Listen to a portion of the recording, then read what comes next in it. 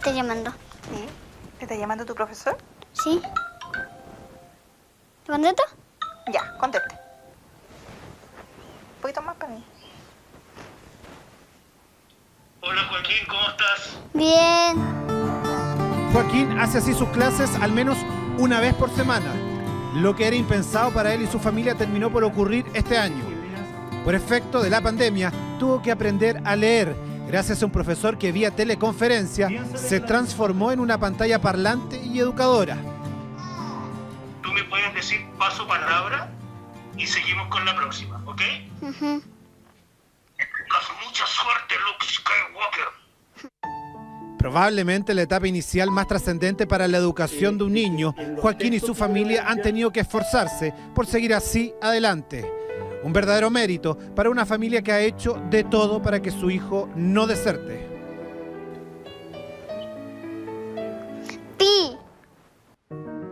Es que el Ministerio de Educación teme que cerca de 80.000 estudiantes puedan dejar sus estudios, mucho más incluso que los efectos educativos que generó en el país el terremoto del 27F.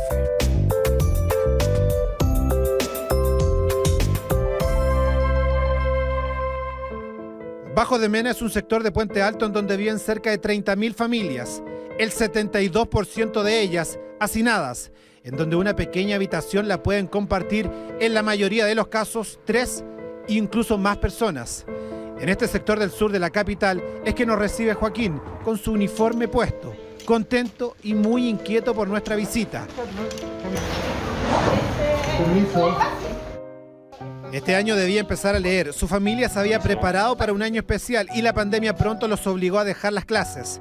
Recluidos en su casa, la incertidumbre era evidente, sobre todo las primeras semanas. Es que el anhelo de educar al pequeño Joaquín y entregarle la posibilidad real de leer, sentían, se les esfumaba.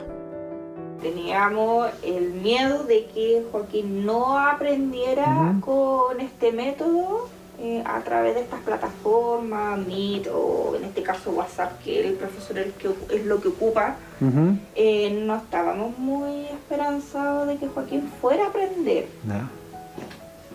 ¿Y aprendió? Aprendió. Sí. Quedamos sorprendidos con mi esposo de ver a Joaquín, escucharlo leer.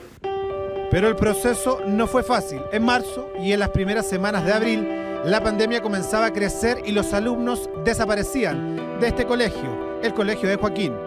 Es que una cosa es querer hacer las clases por videollamadas. La otra, bien distinta, que parte de las familias que tienen a sus hijos en este colegio de la Fundación Noceal, inmerso en Bajos de Mena, tuvieran siquiera un teléfono para conectarse. Ahí empezó el temor real de la deserción. En abril y mayo veíamos que un porcentaje no menor de nuestros alumnos no estaba conectado. A fines del mes de julio, a la tercera semana del mes de julio, eran 104 alumnos de nuestro universo de 545 que tenían una muy poca o nula conexión. Ahí comenzaron los esfuerzos por saber qué pasaba y los escasos recursos que más de un 90% de las familias que acá educan a sus hijos golpeó a los directivos y profesores. Muchos no podían estudiar aunque quisieran. Empezamos a tratar de lograr ciertas certezas y para ello necesitamos saber nuestros apoderados, hay conectividad de internet en las casas, hay dispositivos para poder trabajar a distancia. Hicimos una encuesta que nos sirvió para conocer ese primer dato y a fines de marzo de este año el 42% de nuestras familias tenía tablet o computadora en la casa, el resto simplemente el celular, que habitualmente era el celular que había en la casa de la mamá y por lo tanto cuando salía la mamá y iba a trabajar no había posibilidad de conectividad. Eso para partir, porque en este sector el colegio es mucho más que solo el lugar donde se estudia. Acá se logra salir del hacinamiento que viven los pequeños estudiantes de este lugar, en donde se pueden alimentar mejor, donde se logra dejar la realidad de la que viene la mayoría de los niños que estudian acá. El colegio es mucho más que un lugar de desarrollo intelectual de los estudiantes, es el lugar donde están seguros físicamente, emocionalmente, además de desarrollo social y nutrición y todo eso. Susana Claro es doctora en Economía de la Educación de la Universidad de Stanford y ve con una enorme preocupación lo que está ocurriendo en nuestras salas. Sobre todo porque, nuevamente, los que más están siendo afectados con los cierres de colegios son los que menos tienen, abriendo aún más la brecha educativa en el país, nos dice.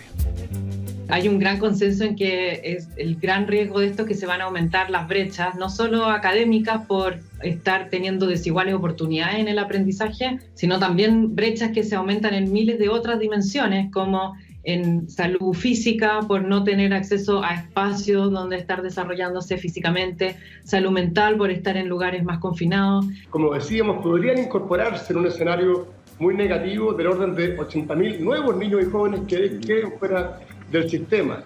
Y eso significa que podríamos prácticamente triplicar la tasa de deserción que hoy día tenemos. Y en los hechos significaría retroceder del orden de 10 años en materia de avance en prevención de la deserción y el abandono escolar. Estamos hablando de tasas de deserción mucho más altas que las que vimos luego del terremoto del año 2010. No, sin sílaba. Completa. Así de corrido. Agotado. Joaquín pasó de balbucear algunas palabras a avanzar en una lectura que su profesor trata de potenciar. En el caso de él, tiene un teléfono que le permite estudiar. En las clases empecé a leer. Ya. ¿En las clases por teléfono? Sí. Ya. ¿Y te gustan o son fome las clases? Son estresadas. Sí, ¿por qué? Es que me aburren las clases. Ahora, yo te vi bien contento con el profesor hablando, ¿ah? Igual, a pesar de que son estresantes, igual de a poco te vas adaptando a ella, ¿no? Pero igual voy haciendo las tareas. Ah, eso es muy importante. Caroline ha sido vital en el aprendizaje de su hijo, pero está consciente que es una privilegiada para el entorno que tiene. Diferente es lo que ha pasado con algunos de los compañeros de Joaquín y sus familias. Hemos tratado de conectarnos con esas personas para poder saber en qué condiciones están. Incluso hay muchos que son vecinos o muchas familias son demasiado extensas las familias, entonces hoy el contacto con tal niño, no, a ver, voy a consultar, entonces ahí a través de datos hemos ido nos hemos estado conectando con esos niños que se han ido, pero como también hay otros que se pierden y no hay cómo comunicarse con ellos. Susana Claro nos dice que hay experiencia adquirida de lo que ha ocurrido en el mundo tras cierres prolongados de escuelas, crisis que sin querer arrastran a comunidades escolares completas. Hay bastante evidencia de historias de los casos que han pasado en otros países. Por ejemplo, en Bulgaria, con el cierre de colegios, sí hubo un 4% de exclusión escolar luego de los cierres, que eso equivale a más o menos 80.000 niños en Chile. La sílaba, que no lo leas en sílaba, es decir... Mientras Joaquín ha ido aprendiendo, su profesor también, acostumbrado a interactuar de manera presencial con sus alumnos, tener que cambiar una sala por un computador fue un golpe fuerte. Yo muchas veces utilizaba el teléfono por vía WhatsApp, hicimos un grupo y nos conectábamos, yo las llamaba todos los días a todos los niños, con algunos me podía conectar, con otros no tenía esa posibilidad, pero con la gran mayoría empezamos a tener una cierta cercanía emocional. Nos ayudábamos mutuamente con la familia. Otro nexo que se creó pero que no viene a suplir realmente la necesidad de interactuar presencialmente con los niños. Ahí también se está perdiendo algo. Exacto, la relación, la conexión humana del docente es la principal herramienta de aprendizaje. Entonces ahora que solo tienen acceso a ellos una vez a la semana en el caso en las escuelas y establecimientos donde están haciendo el esfuerzo por mantener un contacto al menos semanal directo, se les va la mitad de sus herramientas para poder lograr el aprendizaje de los estudiantes. Ahí es que los esfuerzos se comienzan a multiplicar para llegar de la mejor forma a los niños, con todas las limitantes educacionales que ha impuesto la pandemia.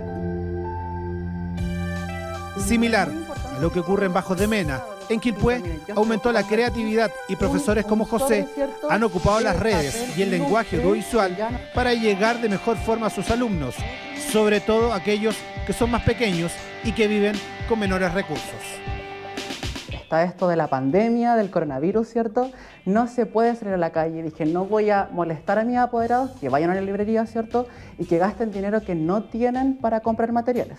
Entonces dije, mejor utilicemos material reciclado y ocupemos algunas didácticas, porque a los niños más pequeños les encanta trabajar con didáctica, crear material, y eso genera un aprendizaje más significativo también, y qué mejor que incluir a la familia. ¿Qué es lo que te ha gustado de la clase?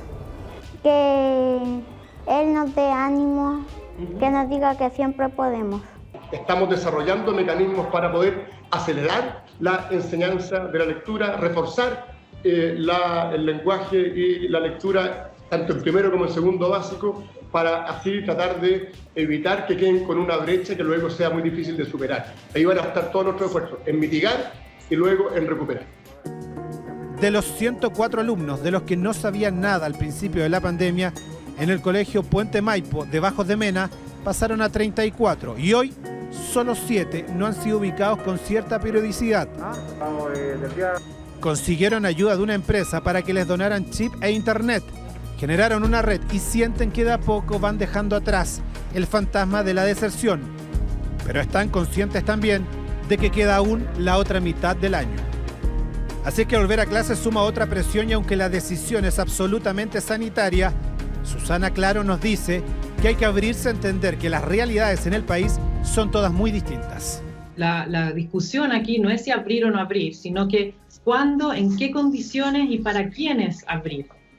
No todo Chile es Santiago, que a veces estamos discutiendo pensando en el nivel de contagio de Santiago, sino que hay que pensar que las realidades son muy distintas en a lo largo de Chile, y que el impacto negativo, el impacto en el futuro de muchos de los niños está siendo muy alto en algunos lugares.